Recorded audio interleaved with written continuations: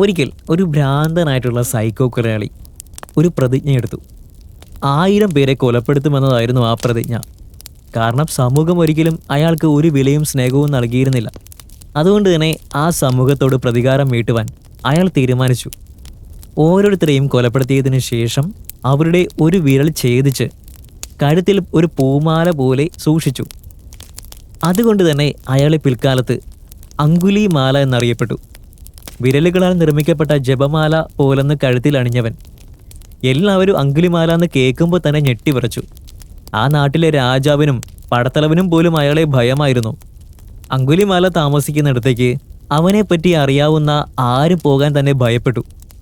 ഇങ്ങനെ ആരും തന്നെ തൻ്റെ വഴിയെ വരാത്തത് മൂലം ഒരാളെ കൂടി കൊലപ്പെടുത്തുവാൻ അങ്കുലിമാല പ്രതിസന്ധി നേരിട്ടു. ഒരാളെ കൂടി കൊലപ്പെടുത്തിയാൽ മാത്രമേ 1000 പേരെ കൊല്ലുക എന്ന തൻ്റെ പ്രതിജ്ഞ നിറവേറ്റാനായി സാധിക്കുകയുള്ളൂ.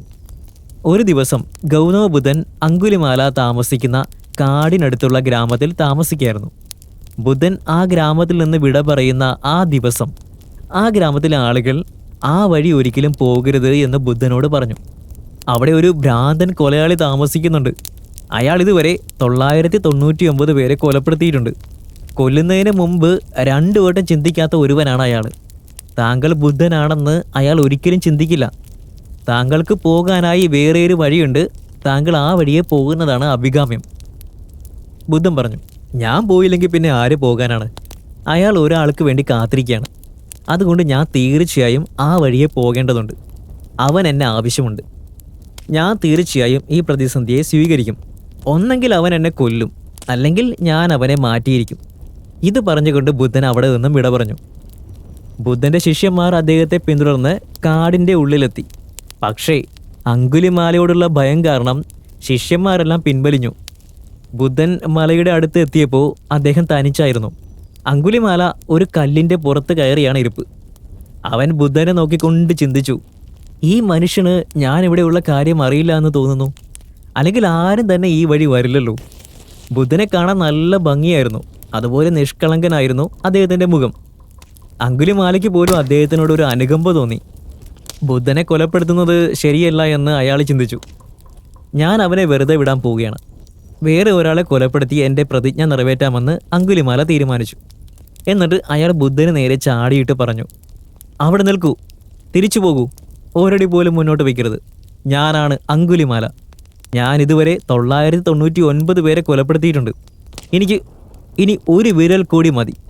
ഇനി എൻ്റെ അമ്മ വന്നാൽ പോലും ഞാനവരെ കൊന്ന് എൻ്റെ പ്രതിജ്ഞ നിറവേറ്റും. അതുകൊണ്ട് എൻ്റെ അടുത്തേക്ക് വന്നു പോകരുത്.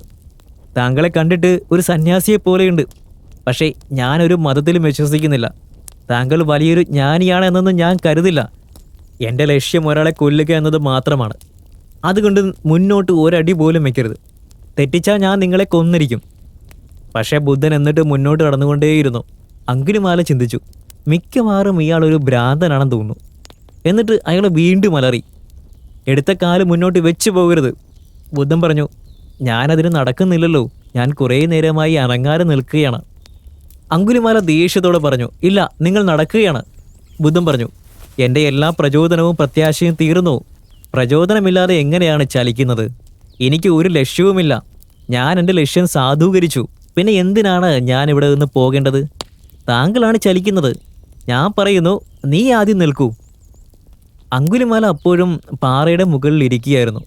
അയാൾ ചിരിച്ചുകൊണ്ട് പറഞ്ഞു, നിങ്ങളൊരു വട്ടനാണ്. കാരണം ഞാൻ ഇരിക്കുകയാണ്, പക്ഷെ നീ പറയുന്നു ഞാൻ ചലിക്കുകയാണെന്ന്. നീയാണ് ചലിക്കുന്നത്, എന്നിട്ട് നീ പറയുന്നു നീ നിൽക്കുകയാണെന്ന്. ബുദ്ധൻ അവൻ്റെ അരികിലേക്ക് ചെന്നു. എന്നിട്ട് പറഞ്ഞു, ഞാൻ കേട്ടിരുന്നു നിനക്ക് ഒരു വിരൽ കൂടി ആവശ്യമുണ്ടെന്ന്. എൻ്റെ ഈ ശരീരത്തെ സംബന്ധിച്ചിടത്തോളം എൻ്റെ ലക്ഷ്യമൊക്കെ നിറവേറ്റപ്പെട്ടിരിക്കുന്നു. ഇനി എൻ്റെ ഈ ശരീരം ഉപയോഗശൂന്യമാണ്.